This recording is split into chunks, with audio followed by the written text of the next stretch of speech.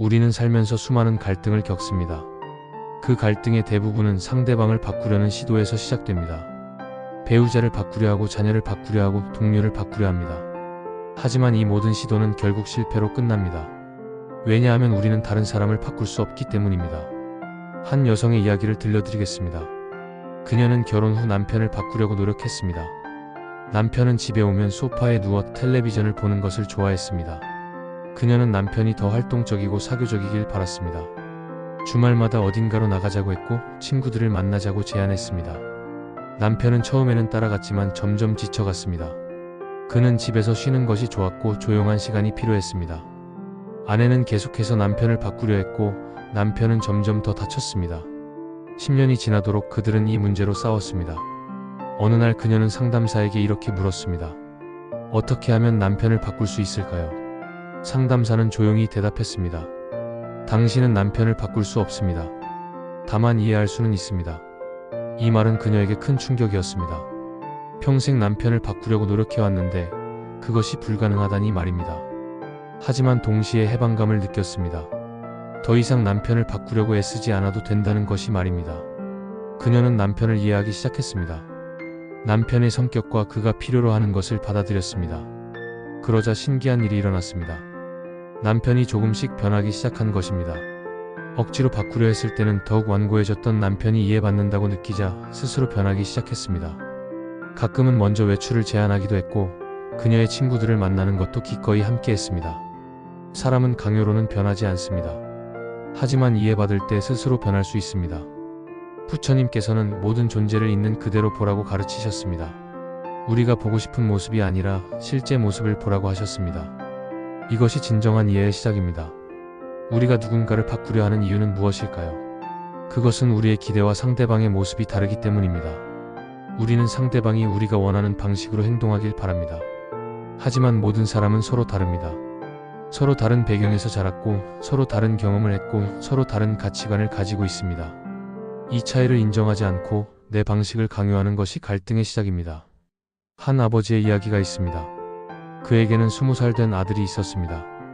아버지는 아들이 법대에 진학하기를 원했습니다. 하지만 아들은 요리사가 되고 싶어 했습니다. 아버지는 이해할 수 없었습니다. 좋은 대학을 나와 안정적인 직업을 가져야 한다고 생각했습니다. 그는 아들을 설득하려 했고 때로는 화를 냈습니다. 아들은 점점 아버지와 멀어졌고 집에 오는 것조차 피했습니다. 관계는 최악으로 치달았습니다. 어느 날 아버지는 깨달았습니다. 자신이 아들을 사랑한다고 하면서 정작 아들의 말은 한 번도 제대로 들어본 적이 없다는 것을 말입니다. 그는 아들에게 물었습니다. 왜 요리사가 되고 싶은지 말해줄 수 있겠니? 아들은 처음에는 놀랐습니다. 아버지가 진심으로 듣고 싶어 한다는 것을 느꼈습니다. 아들은 자신의 꿈에 대해 이야기했습니다. 어릴 적 할머니와 함께 요리하던 기억들을 말입니다. 음식으로 사람들을 행복하게 만들고 싶다는 꿈을 말입니다. 아버지는 그제야 아들을 이해했습니다. 아들에게 요리는 단순한 직업이 아니라 삶의 의미였습니다. 아버지는 아들의 꿈을 지지하기로 했습니다. 그러자 아들은 더욱 열심히 자신의 길을 걸었고 결국 성공한 요리사가 되었습니다. 무엇보다 중요한 것은 아버지와 아들의 관계가 회복되었다는 것입니다. 이해는 동의와 다릅니다. 상대방의 선택에 동의하지 않더라도 이해할 수는 있습니다. 이해한다는 것은 상대방의 관점에서 세상을 바라보는 것입니다. 왜 그런 생각을 하는지, 왜 그렇게 행동하는지 이해하려고 노력하는 것입니다. 심리학에서는 이것을 공감이라고 부릅니다. 공감은 단순히 상대방의 감정을 아는 것이 아닙니다. 상대방의 입장이 되어 그 감정을 함께 느끼는 것입니다. 한 직장 상사의 이야기가 있습니다. 그의 팀에는 항상 늦는 직원이 있었습니다. 상사는 처음에는 화가 났습니다. 계속해서 지적했고 경고했습니다. 하지만 그 직원은 계속 늦었습니다.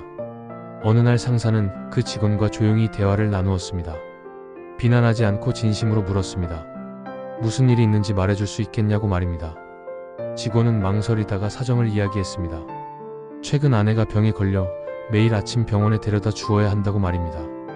그리고 어린 아이들을 학교에 보내고 출근하다 보니 자꾸 늦는다고 말입니다. 상사는 그제야 이해했습니다. 그는 직원에게 당분간 재택근무를 하도록 허락했습니다. 직원은 감사했고 일의 능률도 오히려 높아졌습니다. 상사가 자신을 이해해준다고 느꼈기 때문입니다. 이해하려는 노력은 관계를 변화시킵니다. 사람들은 자신이 이해받는다고 느낄 때 마음을 엽니다. 방어벽을 내리고 진솔해집니다. 그리고 자연스럽게 변화가 일어납니다. 강요가 아닌 스스로의 선택으로 말입니다. 그렇다면 어떻게 이해할 수 있을까요? 첫 번째는 진심으로 듣는 것입니다. 대부분의 사람들은 듣는 것처럼 보이지만 실제로는 자신이 할 말을 생각하고 있습니다. 진정한 경청은 상대방의 말에 온전히 집중하는 것입니다. 판단하지 않고 끼어들지 않고 그저 듣는 것입니다. 두 번째는 질문하는 것입니다. 상대방에 대해 궁금해하고 더 알고 싶어 하는 것입니다. 왜 그렇게 생각하는지, 무엇이 중요한지 물어보는 것입니다. 세 번째는 상대방의 입장에서 생각해 보는 것입니다. 만약 내가 그 사람의 상황이라면 어떻게 느낄지 상상해 보는 것입니다. 그들의 배경과 경험과 고민을 고려하는 것입니다. 네 번째는 판단을 보류하는 것입니다. 옳고 그름을 따지기 전에 먼저 이해하려고 노력하는 것입니다. 모든 행동에는 이유가 있습니다. 그 이유를 이해하려고 노력하는 것입니다. 명상은 이해의 능력을 키우는 좋은 방법입니다. 조용히 앉아 자신의 마음을 관찰합니다.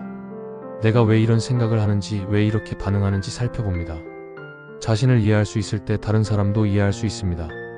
우리 모두는 완벽하지 않습니다. 실수하고 때로는 이기적이고 때로는 약합니다. 하지만 그것이 인간입니다. 상대방의 불완전함을 인정하고 받아들일 때 진정한 이해가 시작됩니다. 오늘 당신이 바꾸고 싶어하는 사람을 떠올려 보세요. 배우자일 수도 있고 자녀일 수도 있고 부모님이나 친구일 수도 있습니다. 그 사람을 바꾸려는 시도를 멈추고 이해하려고 노력해 보세요. 그들의 이야기를 진심으로 들어보세요. 그들의 관점에서 세상을 바라보려고 노력해 보세요. 그럴 때 놀라운 일이 일어날 것입니다. 관계가 변화하고 갈등이 줄어들고 평화가 찾아올 것입니다. 그리고 때로는 상대방도 변할 것입니다. 당신이 강요해서가 아니라 이해받았기 때문에 스스로 변할 것입니다. 이것이 이해의 힘입니다. 남을 바꾸려 하지 말고 이해하세요. 그것이 진정한 사랑이고 지혜입니다.